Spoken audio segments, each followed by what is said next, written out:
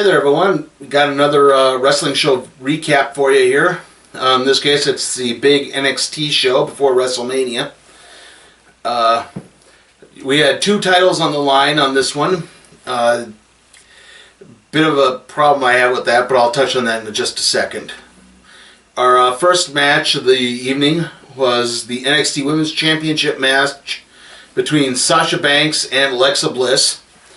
And Alexa Bliss earned this title shot by beating Sasha Banks via countout, because when someone gets counted out outside the ring, that means you can pin them. It's wrestling logic. And, I will say this. Sasha Banks may be the bad guy in this, but at least she does wear her championship belt to the ring, unlike, say, Nikki Bella, who just carries it to the ring. I know it's a nitpick of mine, but anyway. Early on, Bliss was taking it to Banks, and Banks eventually countered corner leapfrog by Alexa Bliss, and this allowed Banks to get something of the upper hand. Sasha Banks then hit a double knee stomp to Bliss's abdomen.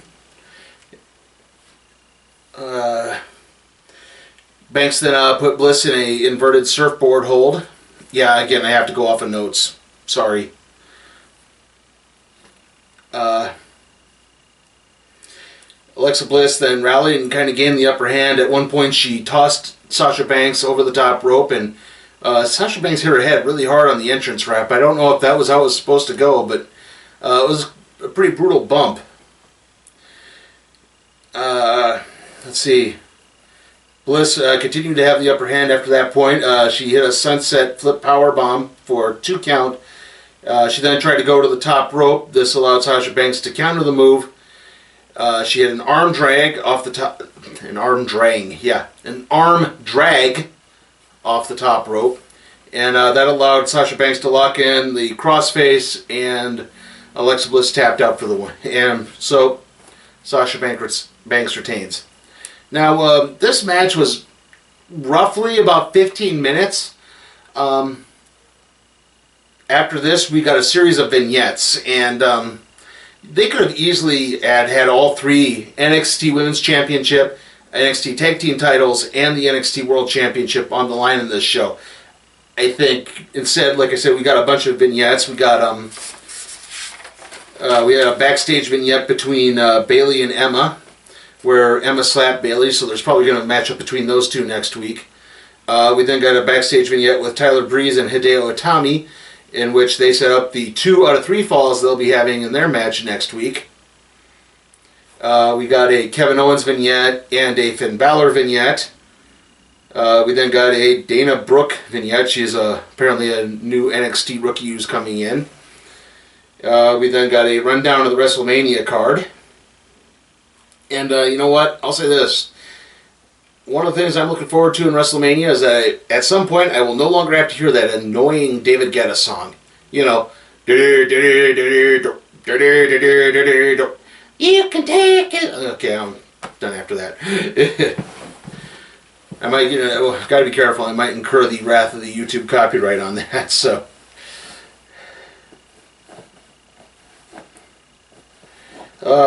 And anyway, this does lead into the NXT World Heavyweight Championship match between Finn Balor and Kevin Owens. Balor actually came out without his face paint, which kind of stems from an earlier argument, because Owens was mocking Balor for constantly coming out in his face paint and talking about the demon within, and Balor then said, well, I don't need the demon to fight you, and excuse me. And so Balor does not come out with his traditional face paint. The match started, and Owens tried to use the delay tactic he used against Sami Zayn in their world title match, where he just sort of gives up and starts walking away. It's a way to lure your opponent into an attack.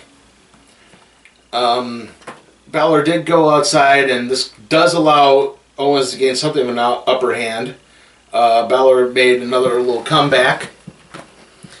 Owens regained the upper hand, locking in a couple sleeper holds, and then I'm trying to stay in frame as much as I can here, folks. Sorry. He locked in a couple sleeper holds, and then Balor... Sorry again, guys. He locked in a couple sleeper holds on Balor, and then at another point he got Balor down and stepped on his abdomen really hard. Balor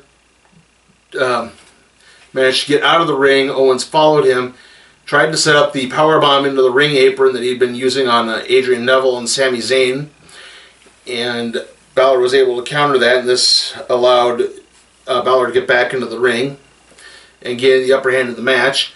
Balor went for a crucifix pin, which Owens then countered into kind of a white noise-like move. Went for a 2 count. Owens then hit a big belly-to-belly suplex for a 2 count. Balor then countered a powerbomb attempt into a double stomp onto Owens for the 2. Balor then hit a Pele kick, but wasn't able to get a cover. Balor then hit a reverse DDT. That was for a 2 count. At another point, Owens and Balor were outside the ring again, and Balor did a dive over the top ropes and injured his knee. I use that term loosely because it really didn't look to be injured, but this would set up for later. As Owens slowly begins targeting Balor's knee. But again, Balor makes another rally. It's another move. Tries to go for his running drop kick. Owens dodged out of the way, and this further injured Balor's knee.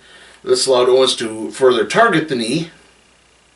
At one point, he slapped a half Boston Crab on Balor, but Balor got to the ropes. Balor managed to counter a power bomb. He managed to counter a power bomb into another double stomp. This time, more of a standing one, directly into Owens' face. Balor then hit an enziguri in the corner and then attempted a superplex, but Owens countered that into a cradle driver for another 2 count. Balor managed to get another running dropkick into the corner, and that set up his next attempt at a double stomp. He hit it, but he wasn't able to get the pin because of his knee injury, which was now worsened. And he and Owens managed to both get to their feet, and Owens hit the pop-up powerbomb for the pin. And this really wasn't that big a surprise, as the prevailing rumor now is the next few wrestlers to get called up from NXT to the main roster are going to be Adrian Neville, Sami Zayn, and Finn Balor. So, not too much of a surprise. Now, I know there's going to be a setup this week for WrestleMania. There's a tournament being held at a special house show, for lack of a better term. It's not being televised on the WWE Network, to the best of my ability. Or at least they're not broadcasting it yet. I don't know. I checked their schedule. Excuse me.